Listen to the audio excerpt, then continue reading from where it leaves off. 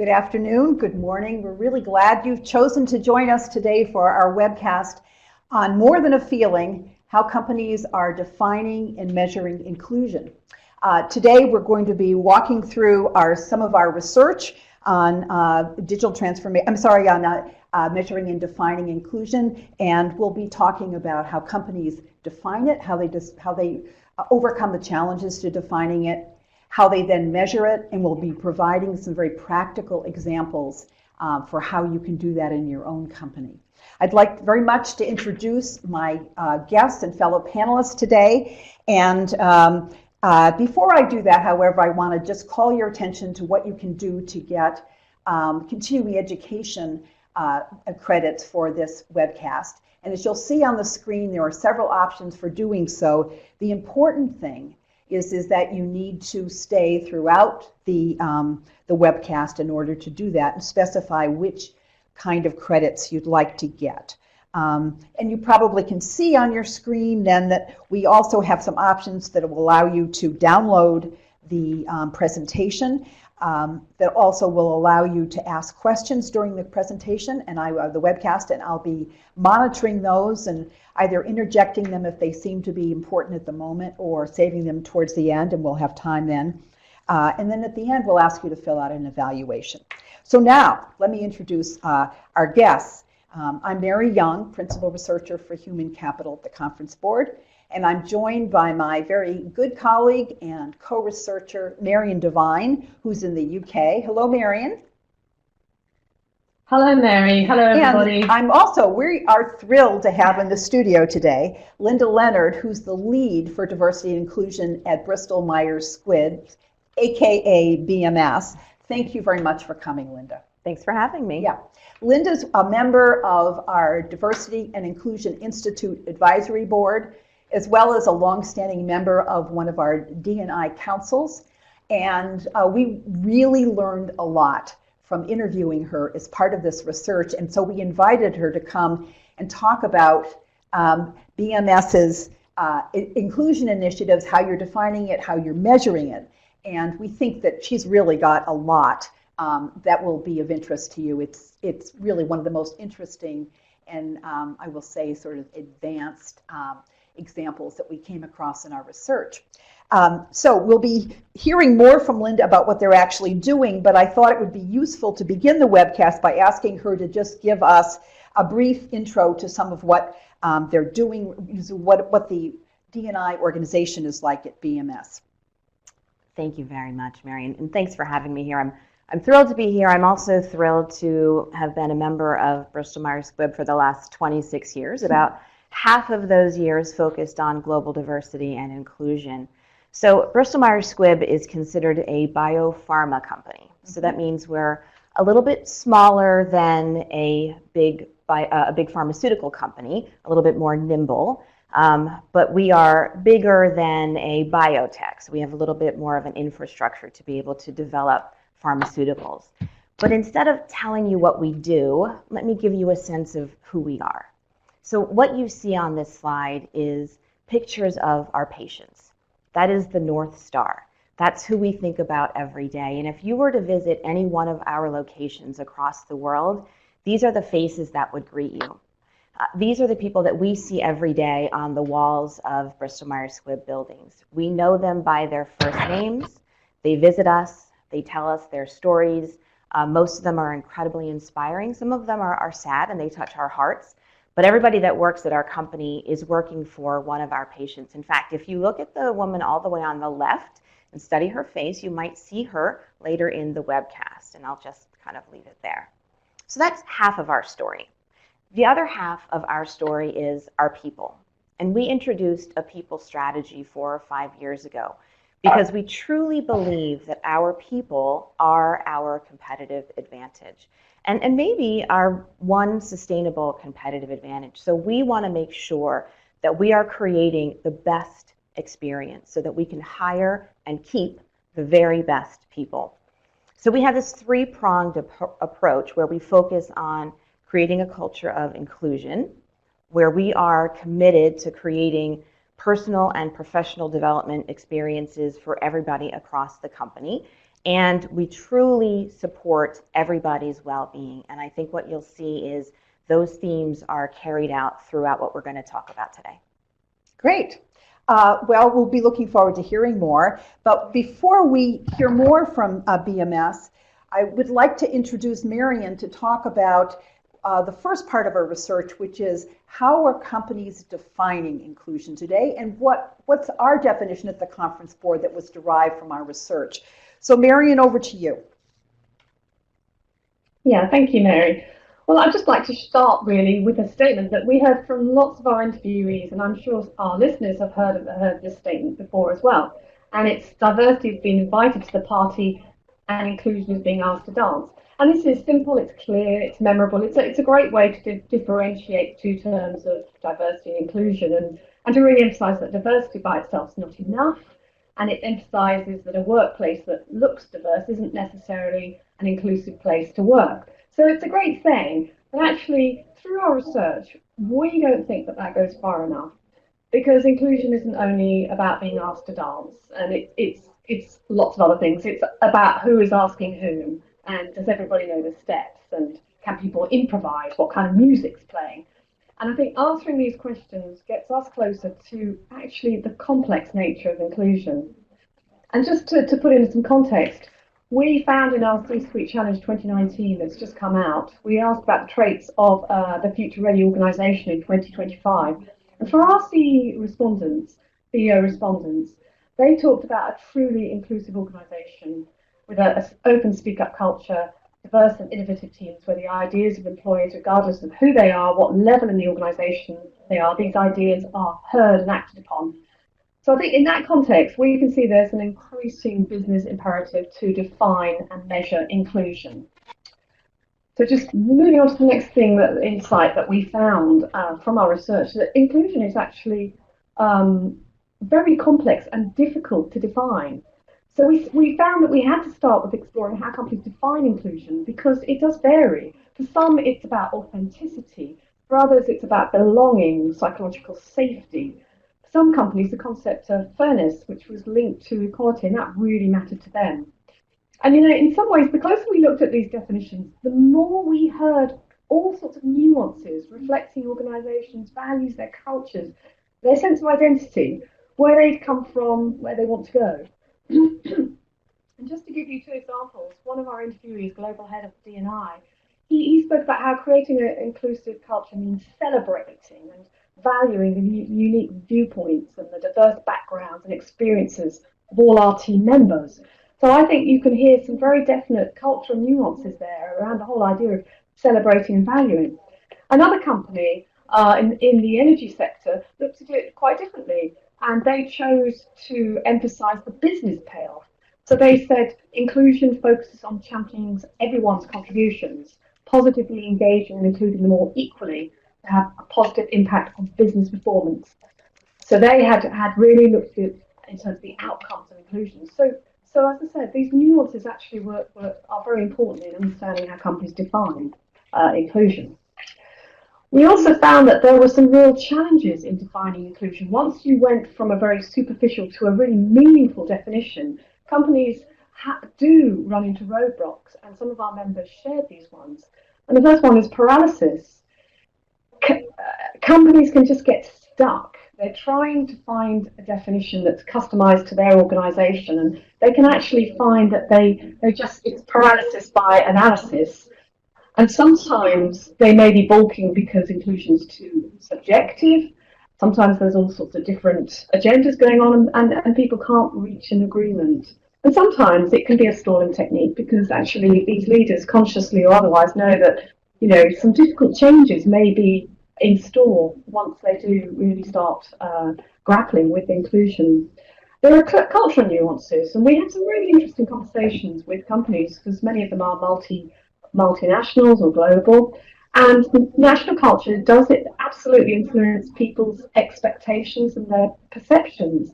And a simple example is a speak-up culture, which is often seen as an element of inclusion. In some cultures is really valued. You might think of an American millennial who might very much enjoy asking managers tough questions, But in some cultures, that's a taboo, and that would be disrespectful.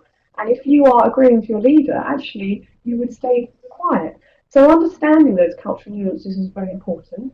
And the third one was sort of fluff, where inclusion, again, companies have sort of fallen into the trap of trying to get a catch-all for every virtue the company wants to encourage.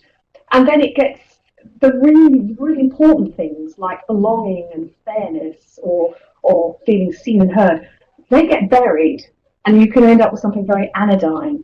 So those were the challenges that we saw in trying to define inclusion. So where do we look for inclusion? Where does it live in the workplace? And this is what we saw from our research. So we found that inclusion has these three dimensions, and it's inside of people.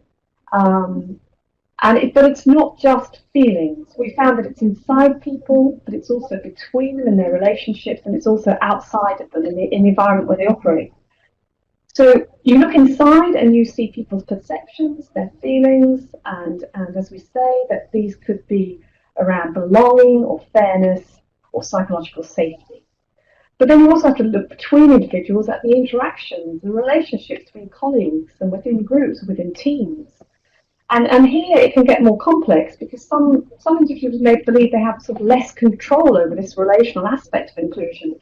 You might have a leader who's very deliberately gifting inclusive behaviours or practices to his team or her team, but paradoxically, people can feel this as a bit disempowering. You know, you are being inclusive to me. So it gets complex in that way.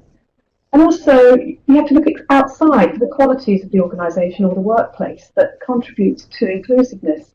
So there's this culture and structure, for example, how hierarchical it is, how rigidly roles are defined. It's to do with your policies, your practices. It's to do with important things like who gets input to make decisions, who has access to information, all these things. So we think from our research and our interviews that if you're understanding inclusion, you have to understand it in these three ways. So we also found that something to bear in mind is that not only does inclusion live inside, between and outside of organisations, it's also continuously created. So it's dynamic, it's not a steady state. And it's active, it's not passive. And I think Linda, that's one of the messages certainly that we heard from her, is it's got to be intentional. It is context specific, and especially this is important if you're going to measure it. It's the quality of this particular relationship, this interaction, this environment at this moment in time. And so again, you don't have a blanket experience of inclusion. Inclusion may vary across the organisation. It may vary in your business unit, in your team, or even in an individual relationship. And then, of course, it's individual and it's personal. And we know that there are common themes across the enterprise, but there will also be some really subtle yet important differences which people need to listen to.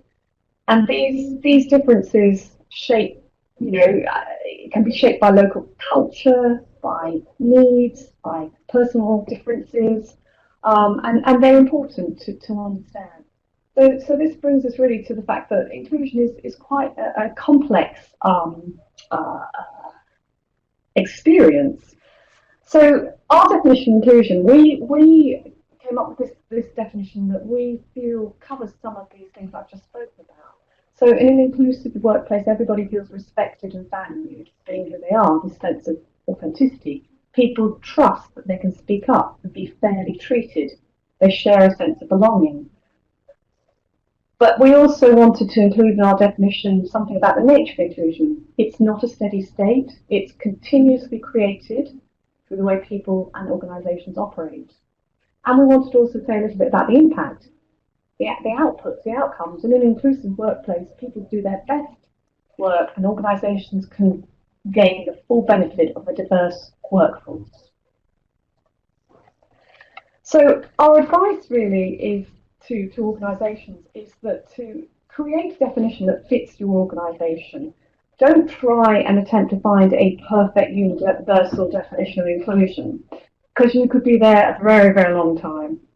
Choose one that is really useful to your organisation, and so useful, and know that it will evolve over time, and that's fine. That's good, And that's not a sign that, you've come up with the wrong definition. It will evolve over time.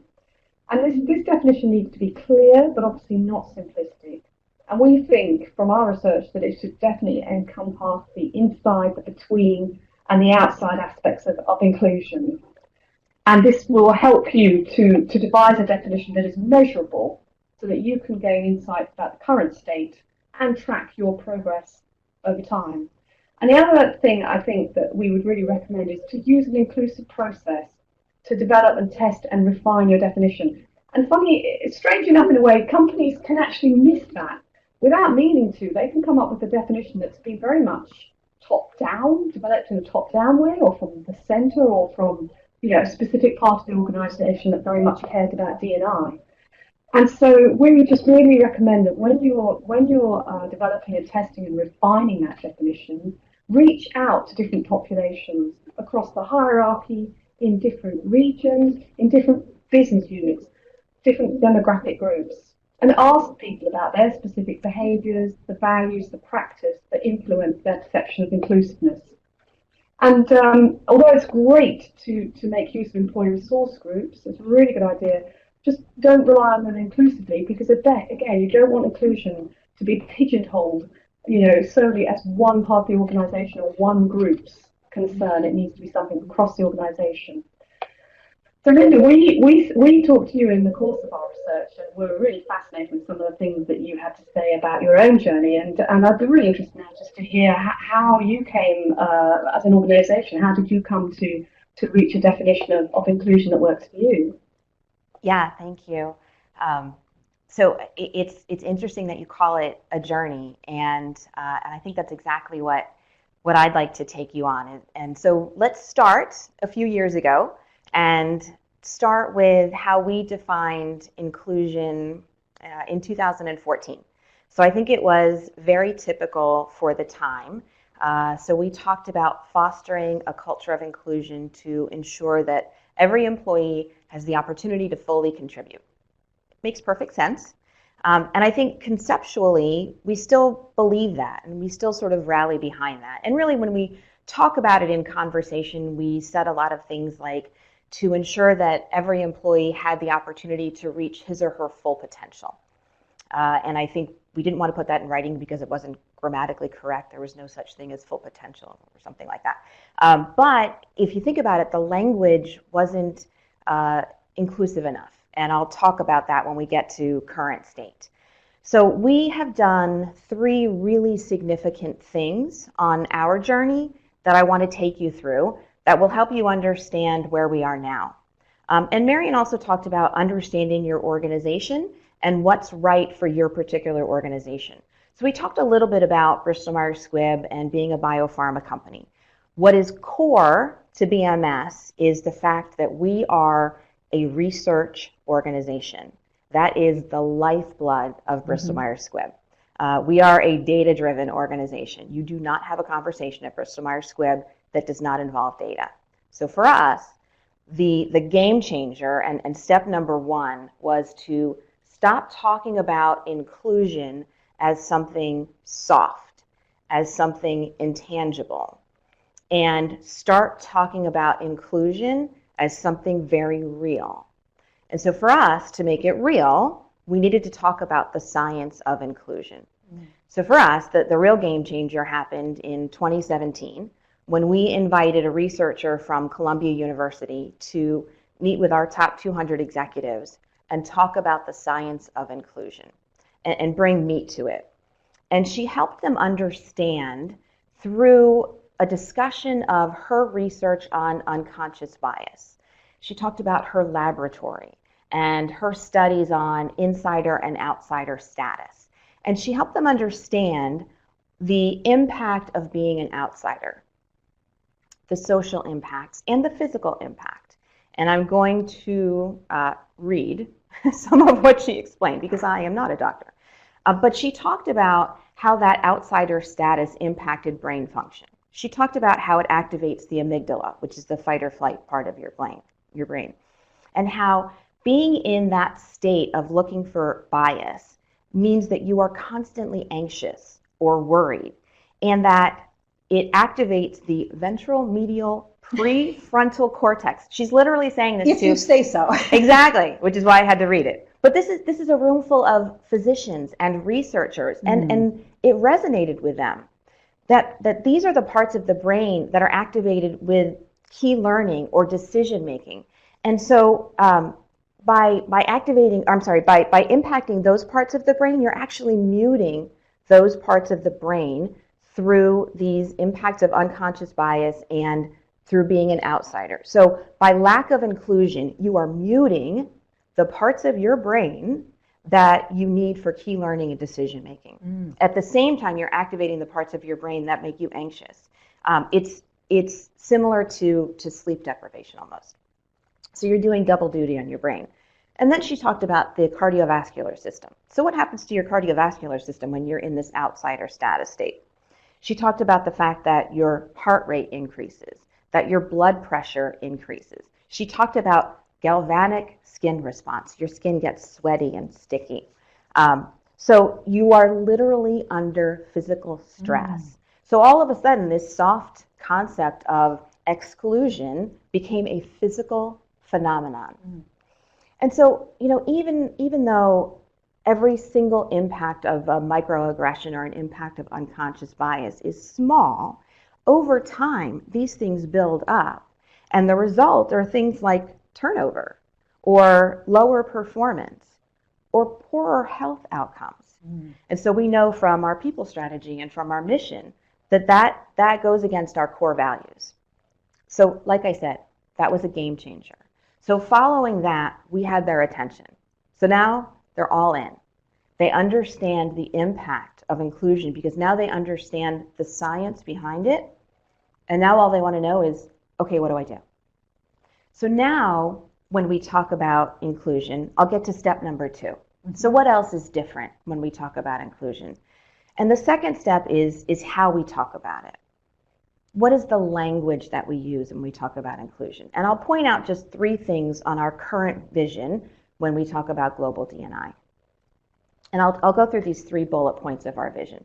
The first one says, every individual feels valued, respected, and appreciated for their authentic self. So very similar to what Marion discussed, and even quite similar to our definition several years ago. But the minor differences are important. So for one, we no longer use the word employee. Now we say individual. And the reason that we do that is actually quite important to our business strategy. Our business strategy says that we need a flexible workforce, which means that our workforce is made up of Bristol-Myers Squibb employees and contingent workers, which is probably very similar to a lot of the companies out there. And so our people strategy too no longer uses the word employee because then we're excluding a significant portion of our workforce. The other thing you'll notice in that first bullet is we no longer care about grammar. What is more important is inclusion. If we were focused on grammar, it would say appreciated for his or her authentic self. But we no longer use binary gender terms because inclusion is more important. So we'll say their authentic self. The second bullet talks about belonging. So like many other companies, we now include the word belonging in our definition of inclusion. And that came directly from our millennials. So Marion talked about making sure that you're talking to many different constituencies about what does inclusion mean to you. So we had a group of millennials attend a summit called One Young World, and they came back very inspired by the concept of belonging. That really resonated with our millennial population. So we said, yep, we get it. Well, let's include that in our definition so we know it resonates. And then the third piece, and maybe the most important from a language perspective, is we do not talk about diversity or inclusion without talking about the fact that we do it because it drives the business in the same sentence. And so for us, our business is our patients. Everything that we do because inclusion will allow us to bring medicines to patients a little bit better and a little bit faster. And that is core to everything that we do and why we do it. So that's the second big piece. So let's talk about the third big piece. And that is the how. So we talk about inclusion is intentional. Now, so I'm really happy to say we've done a really nice job on that business piece that I just talked about. In fact, in our last employee engagement survey, where we ask a question that says, I understand how diversity and inclusion drive business performance, a full 95% of our company has said, yes, I understand how diversity drives business performance. That doesn't mean that they know what to do, though. Mm-hmm. That just means, okay, I get it. I want to be a part of it, but now we have to tell them what to do. And this is our ability to do that. So what you see here is something that we call Possibility Lives, which is our way of saying, here's what you need to do to create the inclusive workplace that will allow us to bring medicines to patients better and faster. So the tagline says, Bristol Myers Squibb knows that when diversity is celebrated and inclusion is intentional, possibility lives and everyone benefits. And most of our communications we include, especially our patients. But what's important here is that we have been able to narrow it down to very simple, very memorable habits that we are now introducing into the organization one at a time. And we know that if everybody across the company is practicing the same habits at the same time, that we will change the culture in a relatively efficient manner. And that's the trick. And this is based on, again, brain science, because brain science will tell you that that's the way to change a culture in an efficient way. And again, Marion had mentioned getting a lot of perspectives. It's not necessarily easy to narrow things down to 3, but here's where we engaged our people and business resource group leaders around the world to help us really understand, when are you at your best? What are the cues in the environment? What are the things that leaders do, that your managers do, that your colleagues do to help you be at your best? And that's what we were able to bring together. We started with about 444 sentences that started with possibility lives when, and we were able to narrow it down to these 3 habits. We have one example here. Possibility lives when we encourage every voice. For some people, they get that right away. And for others, we've been able to narrow it down even more discreetly and give them some examples of how do we encourage every voice? Mm-hmm. What can you do at the start of a meeting or the end of a meeting to make sure that that happens?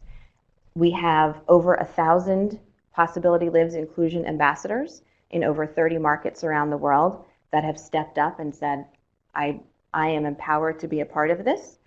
They are the early adopters that role model, remind, and reinforce these habits, and they really are the key to the success of this program. So I know that we're going to talk in the next section about how we measure this, but I think what I'd really like to do now is provide a bit of a visual sample of what this looks like. And I brought with me a very short, I think powerful video that really brings to life inclusion at BMS.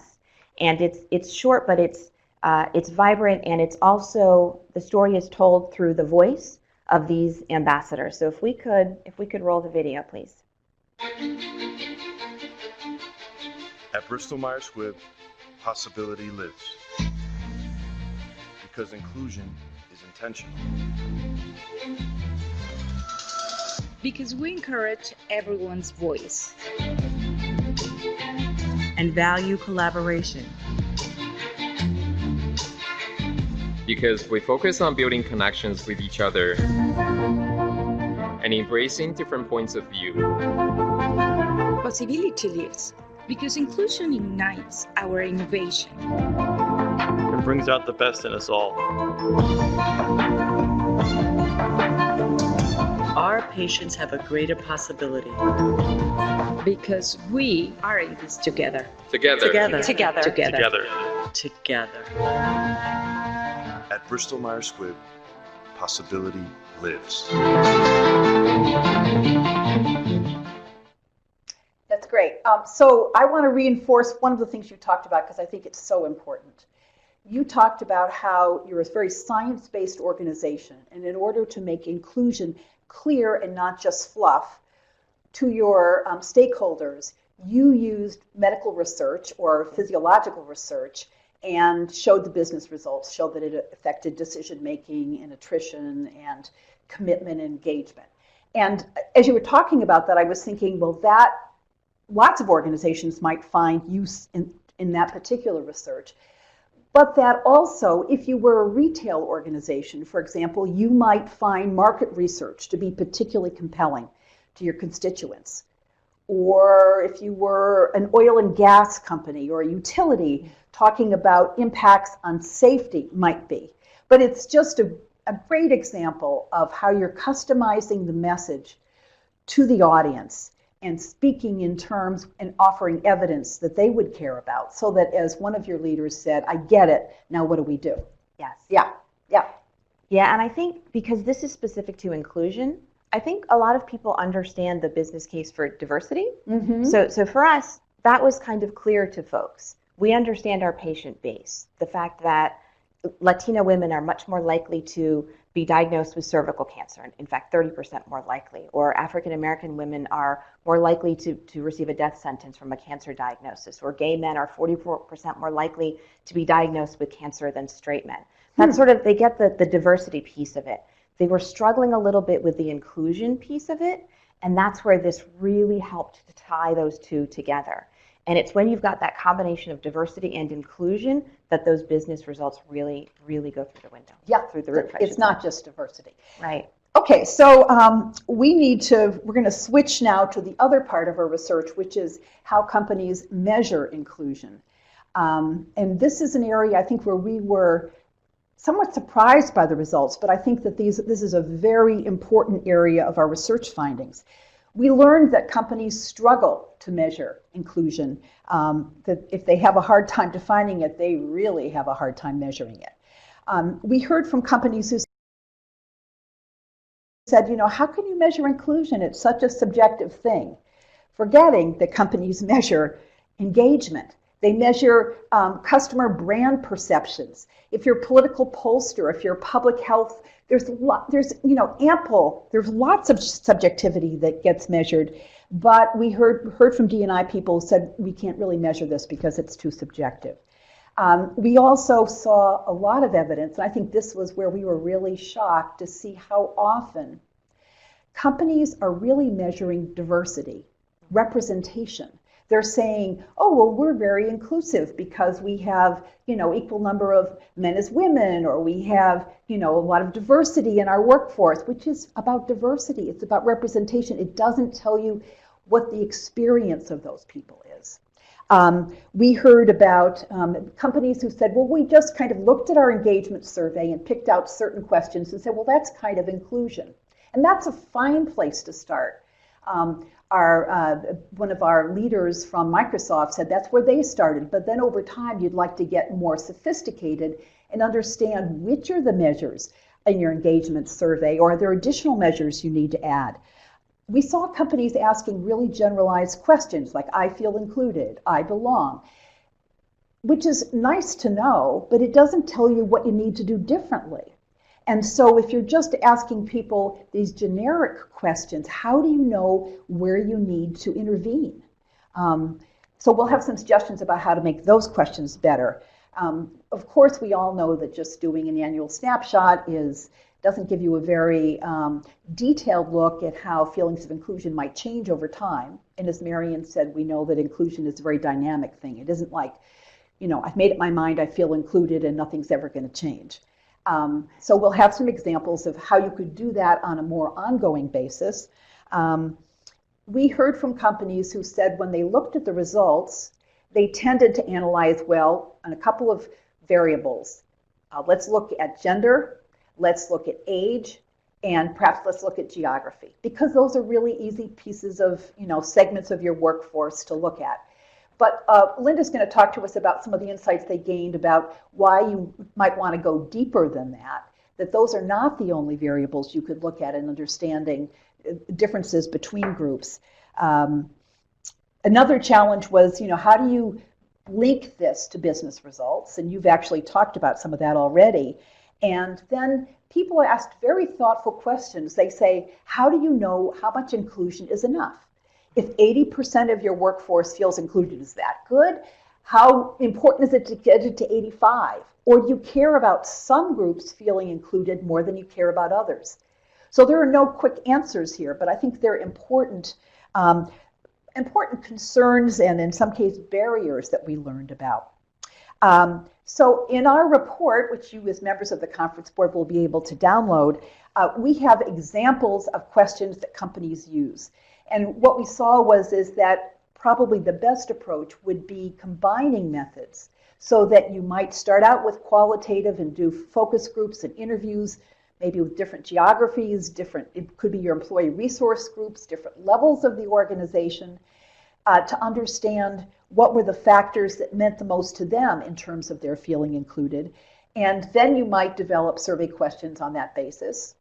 You could ask survey questions and then go back to those groups to understand more deeply how they, what the thinking was or the experiences behind those survey responses. So you've got both qualitative and quantitative.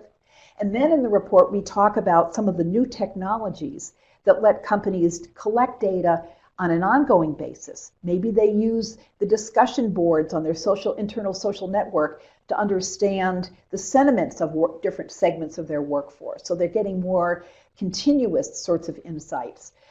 There are other kinds of tools like social network analysis, organizational network analysis, or sensors that people could choose to wear, and you'll read more about that. This is gets a little wonky, but if you're unfamiliar with it, you can read more about it in the report. But those are emerging ways that companies can get much better data to understand this more deeply.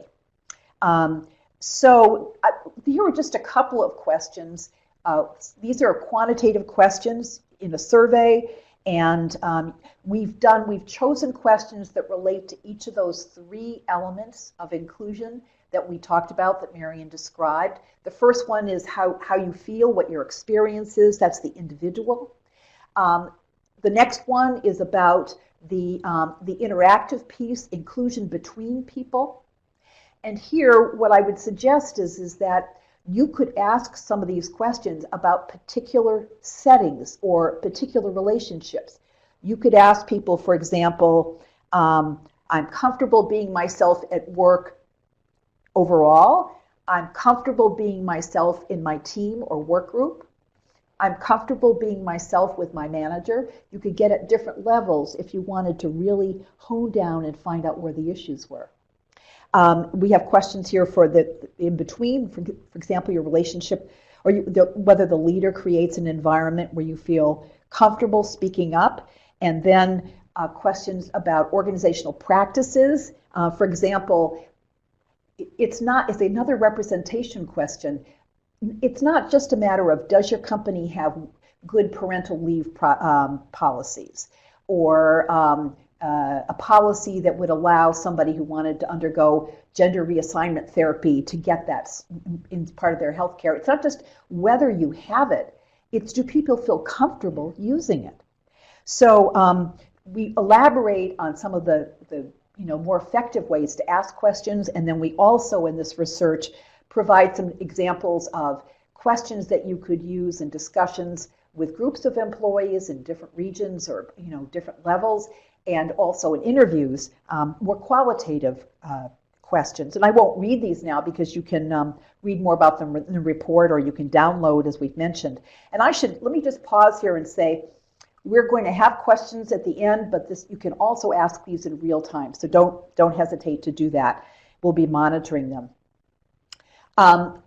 One of the things you see in the whole world of human capital analytics is an evolution from just describing what you find, what the levels are, to then looking more diagnostic, understanding the why that happened, what would happen in the future, and prescriptive would be what you're talking about, the kinds of behaviors that drive it. So there is an opportunity to go way beyond saying, do you feel included? Do men feel as included as women? And this is where we really want to make the point. You have expertise within your organization, in your human capital analytics team. Some companies, this is quite advanced. With others, it's more elementary. But you do not have to figure this out on your own. Linda's somebody who has a lot of experience with human capital analytics and works really closely with our human capital or people analytics team. And that's, I think, one of our findings about how you can improve your measurement, is collaborating with them. And they can be really helpful in saying, here's some other data we've got. Yes, exactly. And it's such a good point. So maybe I fit in so well at Bristol Myers Squibb because I too have a love of data. I'm a self-proclaimed data junkie, but I also have just enough knowledge to be dangerous. So fortunately, we have a very knowledgeable, very advanced HR analytics organization that we partner very closely with. And it's been a great partnership because they have helped us become an organization that now can talk about global diversity and inclusion the same way other business leaders talk about their business. So we use, to your point, not just descriptive analytics. We don't just talk about what our workforce looks like. We talk about what's the return on the investment of the portfolio of assets that we bring to the table. What else should we be investing in? What are the levers that we should pull that will get the results that we want? How do we model out our organization in a way that we can anticipate what it's going to look like, the same way we would model out a product launch of our pharmaceuticals? And so it's given us a seat at the table in a very, very different way. So Global D&I has a seat at the table the same way any other business leader does. We talk to our board of directors the same way any other business leader does because of that partnership with our HR analytics organization. And so we are going to talk a little bit about how we are measuring inclusion, the platform that I spoke about with Possibility Lives, but also how we are working towards that holy grail of how can we prove or how can we show evidence that if we improve the inclusion, we will accelerate our business outcomes. And for us, that's patient outcomes. So this is just a little bit of grounding on what it could look like. So let's talk specifically about this Possibility Lives inclusion platform. So when we think about what are we ultimately trying to achieve with this, it's threefold. It's always in threes. So what do we want people to know, feel, and do? We know that if we really want to achieve measurable success, we have to touch people in their heads, hearts, and hands. So what do we want people to know? We want them to know that diversity and inclusion is business critical to BMS. And I've already said that 95% of the company knows that it's a driver of the business. So we could say, check the box, we're done. But we certainly know that that's not going to maintain itself. We have to actively be engaging the organization in order to maintain that. However, we also know through our own internal analysis that we see correlations between those inclusion measures and other really important measures, like belief in our strategy. And that's something unique to our inclusion index, that people who report that they work in an organization where inclusion is higher also have a stronger belief in our strategy. And we know how important that is because that leads to other really important measures as well. So that shows right there that we're seeing great benefits from inclusion. So just because I think this is such an important point, I want to make sure everybody really hears it, is that you found through your analytics that employees who believe that the organization is inclusive also believed more deeply in the business strategy. Right. That's exactly right. And we have confidence in those results because we've taken the time to make sure that our inclusion index is valid. So we went through, we validated it, we made sure that the measures hang together, we did all the things that our business insights and analytics group do very, very well. And so we have confidence in those results. So we can say that inclusion is driving other positive outcomes. Or at least correlated with them. Exactly. Yeah. We'll get to the drivers. So that's sort of the headpiece. That's what we want people to know, and we want to maintain that. So we're going to continue to measure that. What do we want people to feel? So that's where, we defined inclusion. We want people to feel valued, respected. We want them to belong. And this is where, you made a point earlier, what do people measure on their engagement survey or whatever people call it? We all have them.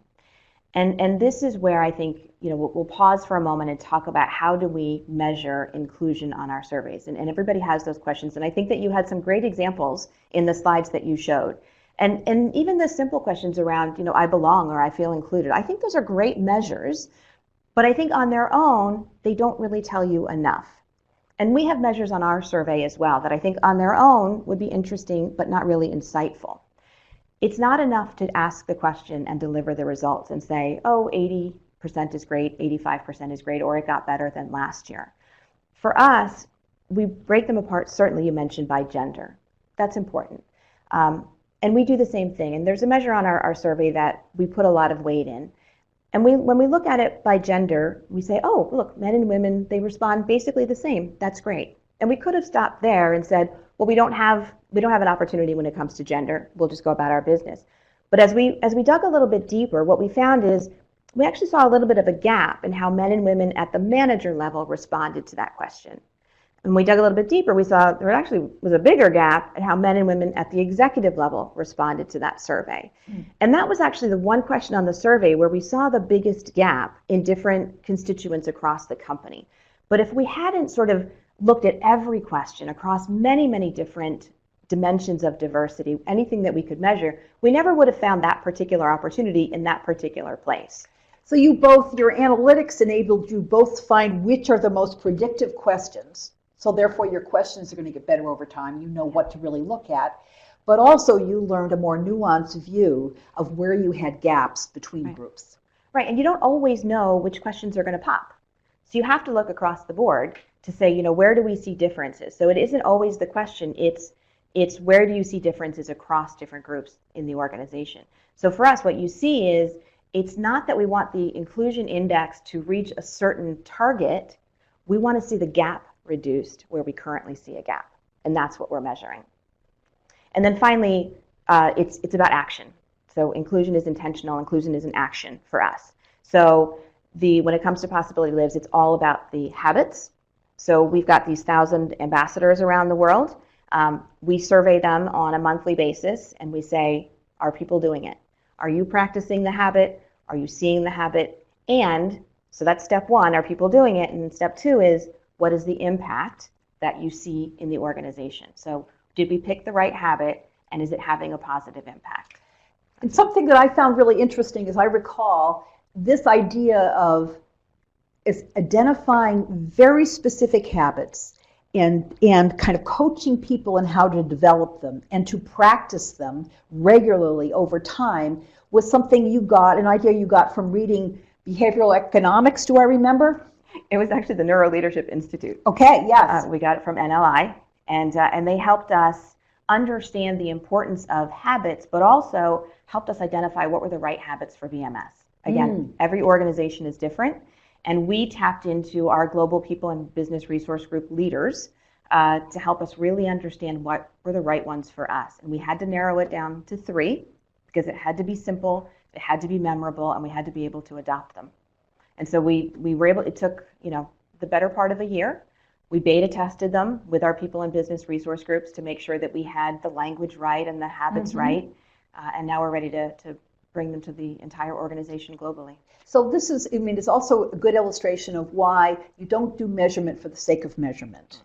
It's about how you use that data as inputs to figuring out how you want to do, what you want your strategy to be, what kind of behaviors you're trying to develop in the workforce, and then measure progress. Right, to an outcome, to business results for us, always.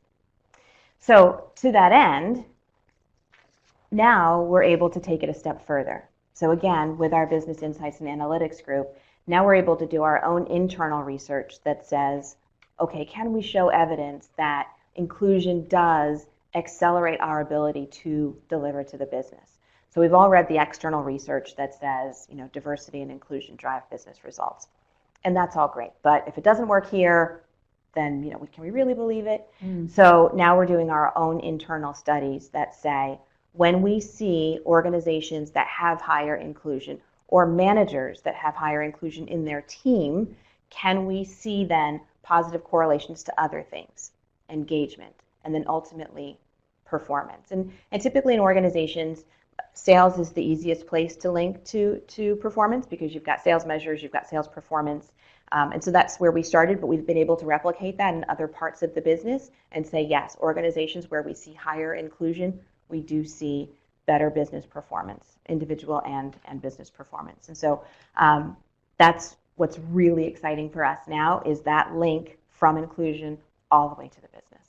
So 2 things. One is that if you are just measuring D&I as an internal D&I project, you don't gain the benefit of using other kinds of human capital data that you might not have thought of. So in this case, in partnering with your analytics people, that may have expanded your thinking about, wait a minute, let's look at leaders' performance data. Let's look at individual performance data. Let's look at business data like sales, figures. So I think that's really important. And I think that's because they see all that data. Yes. So we have a centralized analytics organization. So, they work with our sales groups, they work with our research organizations, they work with our manufacturing organizations. So they understand what data is available and potentially what insights we can find by linking those data points. And we have the same question from a couple of people, and I know you may not be able to talk about this fully, but are there any of the specific habits that you've been working on developing that you can share? So I think the first one I did display. The first one that we've rolled out to the organization now, which I'm very comfortable sharing, is possibility lives when we encourage every voice. And so when I think about the ways that we've tried to make that really tactical, there's a lot of neuroscience underneath it. So we've had people start to practice that by, and it may seem non-intuitive, but at the start of every meeting, we ask people to take 30 seconds to align on a shared goal or objective. And the reason that we ask people to do that is because science will tell you that we assume misaligned goals or contrary goals. So until we say we're here for the same reason, then we're not going to have that shared purpose. We're not going to have empathy. We're not going to be mirroring. And so by simply taking 30 seconds to say, here's our shared purpose, then all of a sudden we're in this together. We've got these shared goals, and we're more likely to do perspective taking. I'm more likely to be open to your perspective, which means that we've created this opportunity for inclusion, this opportunity to share perspectives. And so we share that science. We literally put the research studies footnoted when we share this type of information because, again, we're a very science-driven organization. And so if you work in R&D and you want to read the research study that little teeny piece of science came from, then you can do it. And so this is what resonates really well with our organization. Yeah, in the science organization, which is the land of footnotes, you want to include those footnotes. But also, it's interesting how specific that gets. Yes. Very tactical, very concrete, something that's observable. We did that, or we didn't do it. Yeah. And how many times this month did you do it? Yeah. So let me, and thank you very much for the questions. And we have time for some more, so I would like to encourage you to share some more. But I want to wrap up in terms of some of our conclusions from this research because they reinforce some of the things that you've said. The first is that don't let anybody tell you that you can't measure inclusion because it's too soft. I think Linda's given you some very concrete examples of how they've measured inclusion, how they continue to refine their measures over time, in part by doing a really strong partnership with analytics, but just don't let that stop you. That is a foolish argument, if you allow me to say that. And all you have to do is think of all the other places in the organization, or the places in business where subjective feelings get measured and matter, to know that that's not a valid objection to measuring inclusion. The second one is as Linda described, and appreciate her candor, they began measuring inclusion in a certain way, and with their learning have gotten better and better at measuring it and understood more nuanced view. It's not just men versus women you want to look at. You've got to look at the levels, or we might find out a particular function has one perception and another one has a different experience. And then to then look at other measures, whether it's performance or business outcomes, to look at relationships and progress over time. Another one is there are lots of potential partners who can be allies in helping D&I. You've heard a lot about partnering with human capital analytics, but I take a little bit of a historical view and say that inclusion, which is now in your name as a D&I leader, did not start there. That as long as there have been people who have studied or been responsible for improving organizational function, the notion of inclusion has always been part of the picture. So when I think in the earliest organizational scientists, the earliest people who developed group theories or models of groups or models of effective organizational decision making, it was all about inclusion. And then you think about the people who are concerned with work-life issues, which were really big in, say, the 90s, and that was really about inclusion also. When you think about employee engagement or the employee experience, those are people who really care about inclusion. So this shouldn't be D&I's burden to bear by itself. And I don't think D&I should get stuck with carrying inclusion as if it's its own special thing. There's a lot of common cause here. As I mentioned, there are new technologies, new sources of data that will be coming more and more online in organizations that can also provide really interesting insights about inclusion in real time and be linked to kind of coaching and development so individuals can get confidential feedback on their behavior and their social networks and use that to try out different behaviors that ultimately can contribute to inclusion. So I think this is a really exciting area for inclusion, is this technology and data are going to enable us to become better at this. And I guess the last point I've made about internal partners and not needing to have this just be something that's the monkey on D&I's back. So with that, I want to just tell you, first of all, that you can download this report, which has lots of examples from BMS and also has more questions and our research in greater depth and our conclusions. I want to tell you about next month's Human Capital Watch with my colleague, Dr. Amy Abel, who's going to be sharing the results of the global coaching study, and will be joined by a company guest to be announced. And then finally, I want to give you, I love a discount. I love a coupon. So it gives me great pleasure to tell you that we've got a coupon for you here. Because you've watched this webcast, you have the opportunity to get a $500 discount on admission to our upcoming D&I conference, which will be in New York in June, in very hip Brooklyn. And so this is something new we're offering, and as a coupon shopper, I think it's cool. So I'll remind you that you have the opportunity to download the slides, and we also ask you to take a very brief survey. Just take you a minute, but we pore over those results and we use them to plan our future webcasts. So I hope you'll take the time to do that. And I really want to thank Linda Leonard for coming into our studios here in New York today and sharing details of something that I think is very inspiring to other D&I leaders in other companies, and also thank my colleague Marion Devine from the UK for joining us and for being a partner in this research. And thank you all very much for being with us today. And have a good rest of your day. Thank you.